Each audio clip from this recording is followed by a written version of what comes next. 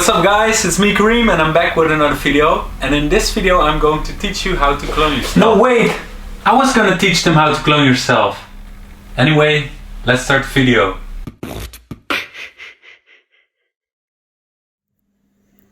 Okay, so this is the behind the scenes of the camera setup. So it's very important that you have your camera on a tripod and it doesn't move. It has to stay at the same place. Also the same for the studio or the setup that you're going to use. Everything has to remain the same, so nothing can move. Now I'm using a Sony camera to film this, but whatever camera you have is good as long as it's on a tripod. And it's very important to have the same video settings for both the videos. I made a little mistake. As you can see, I have my ISO at auto. It should be also at a fixed number, so nothing changes while filming. So hopefully this will work out for the video, I hope so. But usually you should put it in one setting so it remains the same for both the videos. Also, what's very important is the white balance. It also has to remain the same. So now that you filmed both of the clips, it's time to import them into Imovie. Now I made a little mistake, like I told you guys in the beginning, with my ISO at auto. So I had to film this again in a different room to make sure that all the settings were the same. So here I'm looking for the clip, and this is the right one, and I'm dragging it into Imovie on top of the other clip that I made before.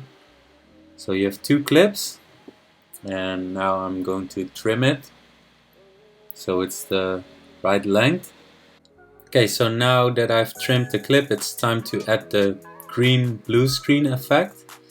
As you can see right here, I'm dragging the dots onto one side of the screen where I want to sort of, what's it called, like place a mask.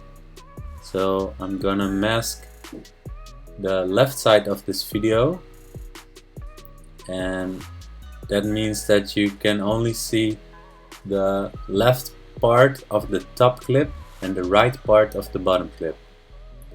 And now all you have to do is play around with the color settings to make sure that the colors are matching as good as possible.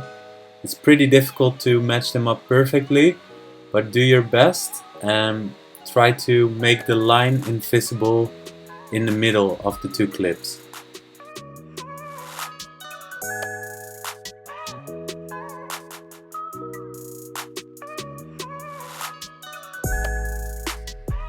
And when you think it's perfect, test it one more time, play around with it, and if it's good, then leave it like that, and it's time to export it.